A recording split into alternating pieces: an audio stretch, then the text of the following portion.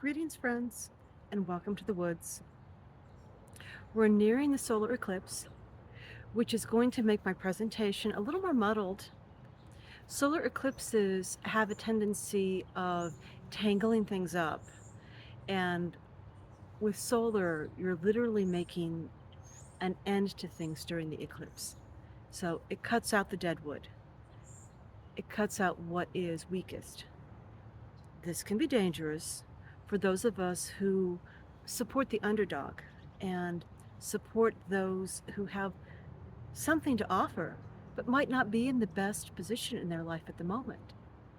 So, those of us who want to empower the minority and diversity, who want to encourage what is new but struggling, it can be difficult to hold things together when the sun is eclipsed, when that energy is present, which it's here now. So be careful during solar eclipses. Be easy on yourself. They can be difficult times. That said, I want to speak a little bit about discernment, as that is a topic that is on everyone's mind at the moment. We live in a world that has largely been created for us by those who have an agenda with us in mind.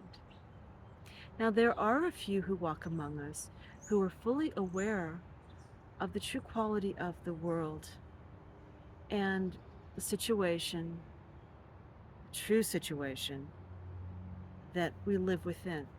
But most of us go about our day seeing a small fraction of what our reality is really about. And you have to get past this if you want to develop discernment. Now, one of the first admonitions for a seeker is to know yourself. First, know yourself. If you can tell yourself the truth, if you can face the truth about yourself, then you can develop discernment about what is outside of you. It is important to be able to face the truth in yourself.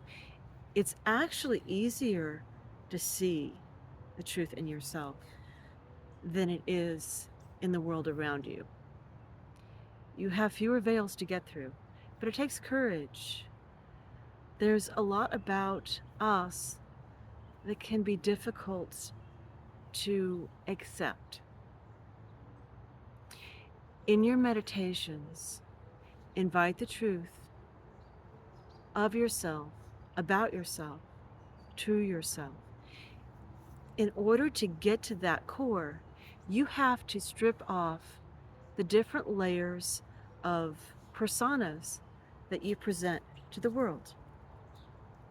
The persona of the coworker, the worker, the persona of the parent or the child, the persona of the lover, the different archetypes that we hold to adjust our energies for the role that we carry. And these archetypes are wonderful. They're necessary. They're desirable. But in order to get to the core of us, we have to let them go. Each of them carry expectations that other people have for us, and we have to release that. So in your meditations, when you're in the zone, when you're standing in the center of source, you need to release one by one each one of those archetypes, each one of those personas that you carry, the tools that you carry to interface with the world, the filters on the ego. The ego is what we use to interface with the world and each other. You need to let those go, one by one, until you get to the core essence. If you have difficulty understanding whether or not you were at the core essence, you need to think back to when you were a child. Some people can't remember that far. Think back to when you were a child. the attitude you held. Think back to a time when you didn't hold the responsibilities or the expectations. Go all the way back. And when you get to that point, then release the child persona. The child persona is what we put on to interface with our parents. It's usually the first persona we develop. What do my parents expect of me? Well, I better put that on.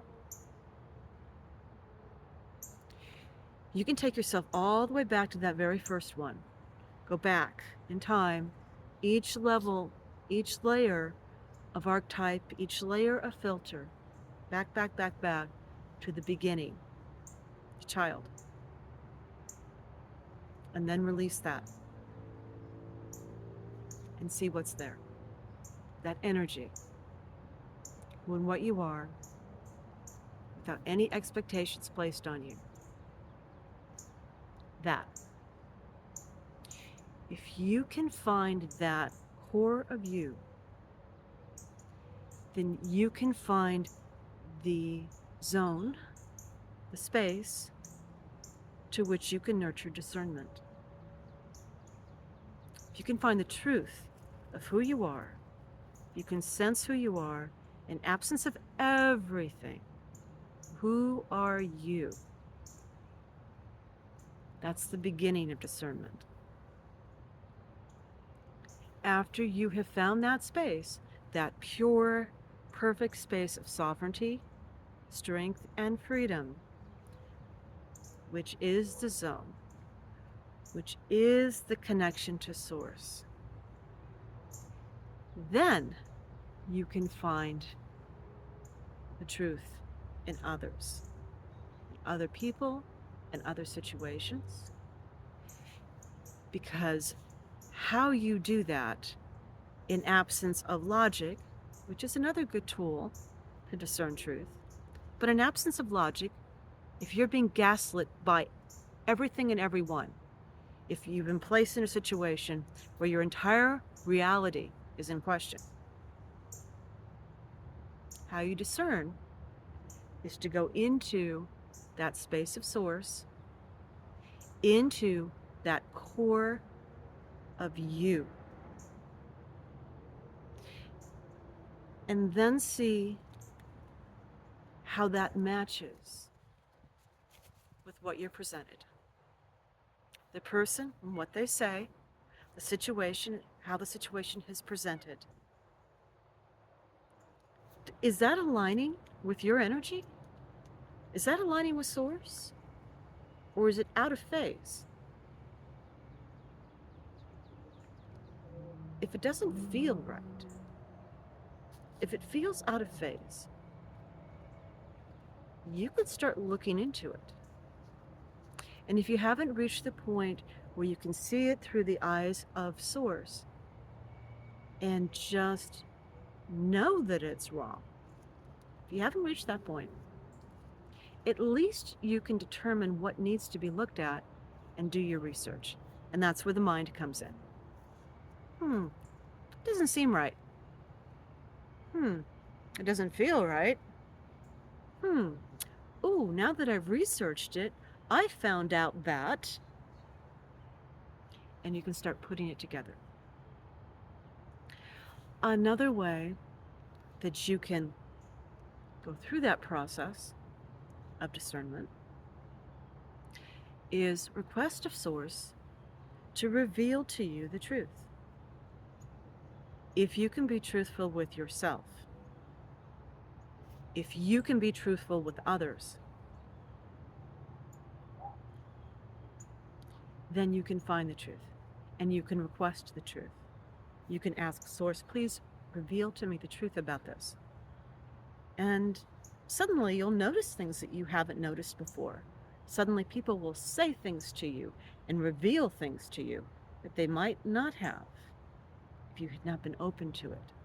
Suddenly evidence and information will be dropped in your lap about what you've asked about. Because when requested of source, sincerely and honestly, if you want to know, more than you want the comfort of what you desire to be the truth, then you will find the truth. It becomes much harder if our desire is for life or the situation or the person to be a certain way. That will blind us to what's actually there. If we're putting energy into things being a certain way, it makes it difficult to see what it really is. And third, and most importantly, as I have said, you must stand in truth. You must be truthful to yourself and to others. If you can't be truthful, then say nothing. If you can't be truthful, then redirect. Be truthful. If they misunderstand you, it's not your responsibility, but you be truthful. You can know yourself. You can stand in truth. If you want to know the truth more than you want to believe the lie, if you can be truthful with others as well as yourself, then you're on the path to discernment. And the more you cultivate that, the stronger your discernment is going to be. Something to think about. And welcome to the woods.